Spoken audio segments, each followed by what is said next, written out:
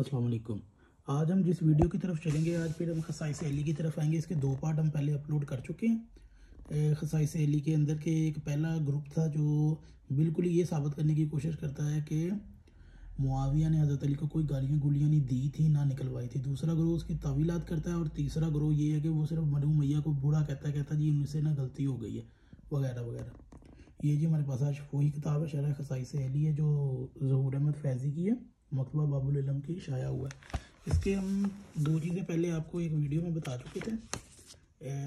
सबसे पहले जिस वीडियो में हमने आपको बताया था ये वाली चीज़ कि आयशा बिनते साद ने बयान किया है कि नबी करीम ने फरमाया कि अली मेरा वारिस है तो ये मेरी जिम्मेदारी पूरी करेगा। जो इसको दोस्त रखता है उसको दोस्त रखेगा, जो शख्स इससे अदावत रखता है इससे हम अदावत रखेंगे, यानी कि अल्लाह भी और उसका रसूल भी उनसे दावत रखेंगे। तो उसके बारे में फिर वो ये हदीसें लेके आते हैं ज़हूर अहमद फैज़ी साहब, सफ़ा नंबर 104, 5, 3 पे कि मौला अली पर सबो शतम की वजूहात। उसके अंदर वो साद बिन वकास वाली हदीस मुस्लिम की लेके आते हैं कि वो फिर साद आगे से ये कहता है कि मैं अली को इसलिए बुरा नहीं कहता कि 3 फजीलतों की वजह से। फिर उसके बाद हमने दूसरी वीडियो ये बनाई थी कि बाज़ उलमा तो सिरे से ही इनकार करते कि ऐसी कोई यानी कि सबो शितम हुआ ही नहीं है। अब हम इस चीज़ पे बात करेंगे, इस चीज़ पे हदीस लेके आएंगे कि क्या सबो शितम हुआ ही नहीं। ये जो दूसरा था ना सबो शितम की तावील करता है, वो नबी का कोल लेके आए थे। और तीसरी एक जमात है जो तस्लीम करती है, लेकिन वो कहते हैं कि जी बनु मैया से ना ज़्यादती हो गई है। अब वो कहते हैं हम बनु मैया पे लानत वगैरह नहीं करते, ये नहीं करते, वो नहीं करते, क्योंकि उनसे ज़्यादती हो गई है, बस इसी पे टाल देते हैं। तो यही असूल आप अबू बकर, उमर, उस्मान, मुआविया या दीगर जो सहाब से इख्तलाफ करते हैं ना, शिया या कोई लोग करते हैं, तो यही आप लोग भी उनको कह दिया करो ना यार ये शिया ना ज़्यादती कर देते हैं, इनको पता नहीं है, ठीक है। तो आप भी उनके मतलब वही रवैया रखा करो ना जो यहाँ पर आप रवैया रखते हो इनसे मतलब आपके जो बड़े रखते थे।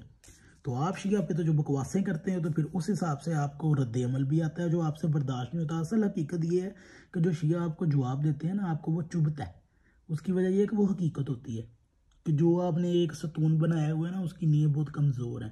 खैर हम वीडियो की जानब चलते हैं। आज हमने ये जो बप्पा जानी वाला टोला है ना, जो उर्स मनाता है मुआविया बिन अबी सुफियान का, ये वाला टोला जो हज़रत अली और अहले बैत को, अली सहाबी भी हैं अहले बैत भी है, जो उनको सबो शितम का इनकार करता है ना, वो क्यों इनकार करता है? वो ये साबित करने की कोशिश करता है कि मुआविया से ये काम नहीं हो। ये मुआविया को अली के बराबर ला के खड़े करते हैं, जो कि और सीधी सी बात है, मुआविया मरवान भाई भाई, अली रसूल भाई भाई।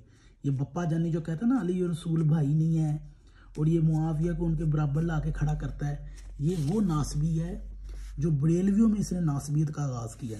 खैर अब हम ये चलते हैं कि ये जो पहला टोला है ना, ये क्या साबित करने की कोशिश करता है कि जी मुआविया ने तो कभी ऐसा हुक्म नहीं, मुआविया कैसे कर सकते हैं, उन्होंने तो ऐसी गालियों वाला सिलसिला ही नहीं है। तो आज ये हम वीडियो हदीस लेके आए, ये मुस्लिम शरीफ की है, मुस्लिम सही मुस्लिम, हदीस नंबर है 6229 और ये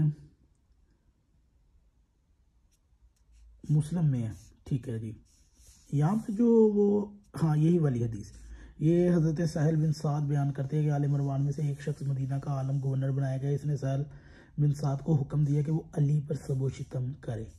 हज़रत साहिल ने इनकार किया, उसने कहा कि अगर तुम इनकार करते हो तो यूं कह दो, यानी कि एक बंदा मरवान में से, आले मरवान में से गवर्नर बना मदीने का, वो साल बिन साद के सहाबी है, इसको कह रहे हैं हज़रत अली पर सबो शितम करो जी। जब यहाँ सबो शितम लिखते हैं ना, ये ऐसा लफ्ज़ डालते हैं, इनकी आदत है, साफ नहीं लिख रहे कि गालियाँ दो, ये लिख रहे सबो शितम, बड़ा अपनी तरफ से ना सॉफ्ट ज़ुबान के, आम पढ़ने वाला बंदा ना गुमराह हो जाए तो ऐसा लगे कि जैसे बड़ी इल्मी अदबी गुफ्तगू कर रहे हैं। और इनके मिंबरों पे जाके देख लो, जो ये इल्मी गुफ्तगू करते हैं, सबको पता है जब एक दूसरे को इन्होंने बुरा भला कहना होता है।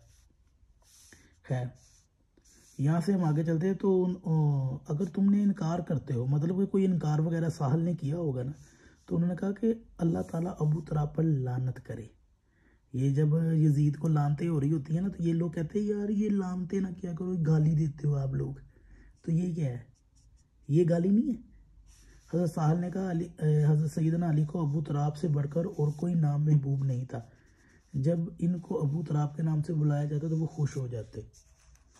अब तो ये पहली जो हदीस हम लेके आए ना, इससे तो ये साबित होता है कि आले मरवान गालियाँ देती थी, लेकिन हमने ये साबित करना है कि क्या मुआविया भी ये काम करवाता था। फिर हम आगे चलते हैं जी। यही सनल कुबरा बहीकी में, ये तरीके दमिश्क में भी है। ये नाम लेने की जरूरत नहीं है, यहाँ पे वीडियो में आ गए, ये आप वहाँ से देख सकते हैं।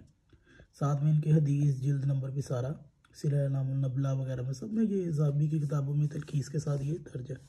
ये जी सही इब्ने हिब्बान में भी है कि एक शख्स ने सहल बिन साद बिन सादी के पास आया और उसने मदीना के हाकिमों से फ़लाँ को हाकम, ये फ़लाँ हाकिमों में से फ़लाँ हाकम तलब करके कहा। फ़लाँ मतलब हाकम में से भी फ़लाँ छुपा दी है।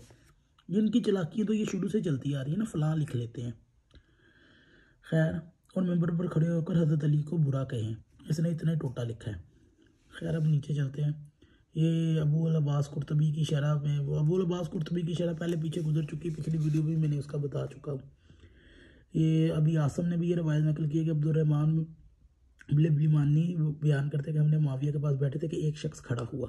अब यहाँ से हम साबित करेंगे कि मुआविया करवाता भी था, सुनता भी था और खामोशी इख्तियार करता था। खामोशी भी इख्तियार करता था, उसके सामने गालियाँ दी जाती थी। और एक हदीस में हम बताएंगे कि उसने हुक्म भी दिया है।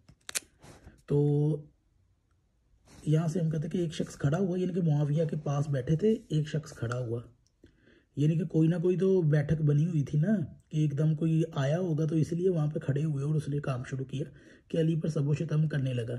इसमें तकरार किया तो सईद बिन जैद बिन उमर बिन नुफैल, जिसके बाद अशरा मुबशरा खड़े होकर फरमाने लगे कि ए मुआविया, क्या मैं नहीं देख रहा कि तेरे सामने हज़रत अली को बुरा कहा जा रहा है और तुम इस सूरत हाल को बदल नहीं रहे। हालांकि मैंने रसूलुल्लाह को फरमाते सुना है कि वो अली मेरे नज़दीक ऐसे है जैसे मूसा के नज़दीक हारून। किताब सुन्ना अभी आसम की किताब में है, ये नीचे हवाले दर्जे आप यहाँ से ना नोट कर सकते हैं। ये सारे नंबरिंग इंटरनेशनल नंबरिंग है।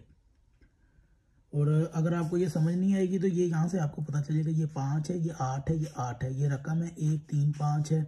और फिर जिल्द नंबर 2 के अंदर ये 900 है और एक और हदीस नंबर है 1385। खैर, आगे हम चलते हैं।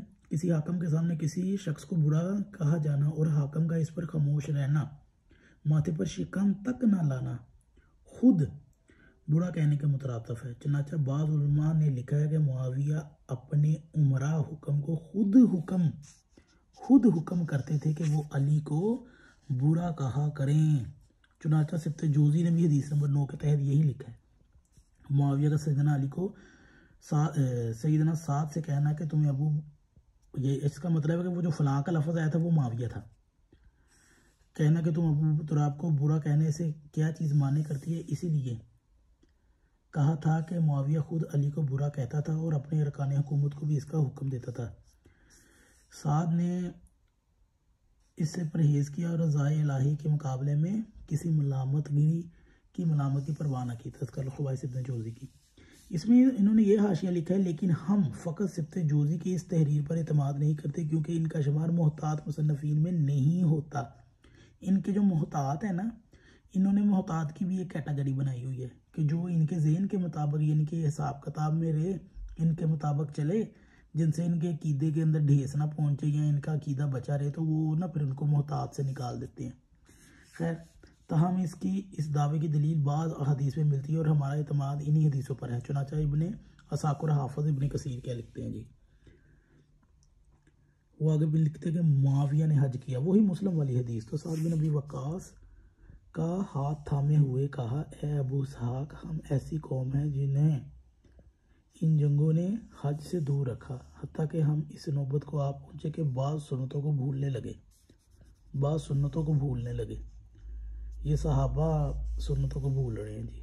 बस आप तवाफ़ शुरू करें, हम आपकी पैरवी में तवाफ़ करते हैं। रावी कहते हैं कि जब मुआविया फारिग हुए तो उन्होंने साद बिन अबी वकास को अपने साथ दारुल नदवा मस्जिद शूरा में ले गए और अपने साथ तख्त पर बैठाया। फिर अली अलैहिस्सलाम का जिक्र छिड़ गया तो मुआविया मौला अली की बुराई करने लगे